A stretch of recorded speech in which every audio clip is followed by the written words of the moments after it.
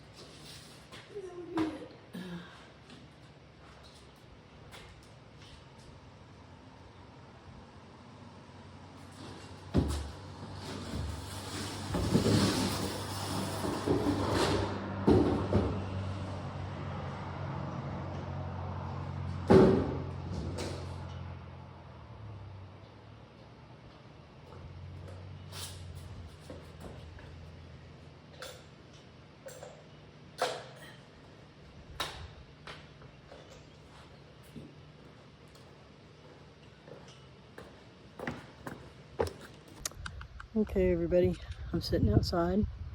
I'm in front of the building right now, and it's late in the day. I've spent most of the day doing the cleanup. I got my truck emptied. I did all of the siding is in the dumpster now, all of the excess wood. I still have this small pile back here. And what I'm going to do right now is I'm going to start removing the nails. The screws out of these. And I decided that while I was doing that, I've had people asking me about the history of this building and wanted to know, if I knew anything about the history. And so I thought that while I was sitting here unscrewing these screws, I could talk about the history of this building. I've been here for 10 years now, and I've been working on a historic document about the property along with all the previous owners. I did try to contact as many as I could find that are still alive. The building was started in 1928. That's when this particular structure behind me was built. And talks a little bit about, I talk a little bit about the property itself. I'm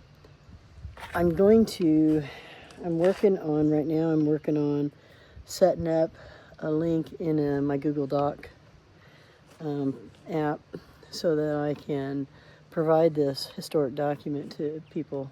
I've never charged for it. I don't want to charge for it. It's history about this place. Everything that is in the document itself is all factual. Everything that I put in there, I made sure I could back it up with some kind of paperwork that showed what I was talking about, so I have proof of everything I've put in my document. I tried to follow the facts, okay? I did get a lot of pictures from previous owners. I got some information from previous owners, and that's noted in my document. I've also added an addendum at the back of the document from this year stating why we're still here and what we're going to continue to do and what we're going to continue trying to do. And as I've stated on some of my previous videos, I'm trying to create a flea market on this first floor over here. And, I'm taking these stairs out because they were so rotten, and I've actually had kids that keep trying to run up and down these steps, and they were so rotten I was really afraid that somebody would get hurt. So, and I don't want to put them back. I want to make this a nice patio because it's going to be an entrance to my flea market. And, I thought it'd be nice for people to be able to come out and sit, too, on the patio and check out the lake. If I eventually can make this flea market work over here and can, if it's successful and I make enough money, I want to put it into this other side to the west end and maybe create a restaurant. I've thrown around some ideas about maybe a cheese and sausage store. And the reason that I say that is because we had a cheese shop in our area that has recently shut down in the last 2 years. I would like to bring that back. And then I've been told that, an Italian deli would be really good in this location. And there's lots of things that I can do with this property. I would love to have, I'd love to be able to sell fishing gear or fishing bait, as it were, because we got this beautiful lake across the street here. There's lots of potential for this building. And so eventually, I don't know. I don't know if it's going to work or not. I guess we're going to have to see. I'm in here working by myself, and the remodel is somewhat extensive, but we did so much of the legwork already, with all the mechanical systems. Mechanical systems being HVAC, plumbing, and electrical, which is what we started upstairs. I recently, in the last 3 years, put a breaker box down here on the first floor, and I'm ready to put in my HVAC. But I have to hire somebody to do that, and I'm low on funds right now, so I'll have to save some more money before I can get that done. But in the meantime, I can put in my own labor, my own sweat equity here, and try to get some things done. But I thought I would go ahead and I thought I would go ahead and start trying to unscrew all these boards now. You know, you might think I'm being ridiculous, but I'm going to save these boards. I'm going to save all of this frame structure work. And the reason that I'm going to do that, I'm not going to rebuild this stairway. These are all treated lumber, okay, for outdoor use. And what my intention to use this is to put a stairway, a fire exit stairway on the west end of the building, on the end that nobody really sees over there. But I would like to have a stairway off of the second floor deck, just for a fire escape. So, and I have the gates to do it now. They're from the middle in here. But that's why I want to save this wood. I've had people go, well, it's not that expensive. Yes, it is. Wood is expensive. It's gotten extremely expensive. And this wood is still good.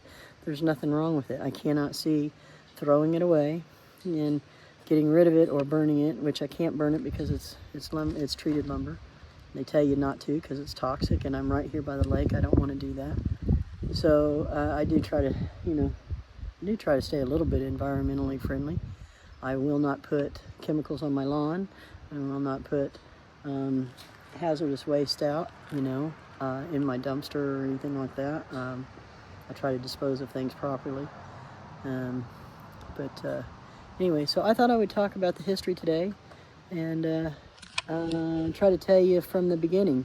And I'm gonna be pointing my camera towards the lake a little bit, and then I'm gonna have you where you can see what I'm doing as well. But I will talk about the history in this video more so than I've ever talked in any of my other videos. But I just wanted to give you guys a heads up that this is going to be a historic video because I want to talk about the things that I've put into my document. So, okay, here goes.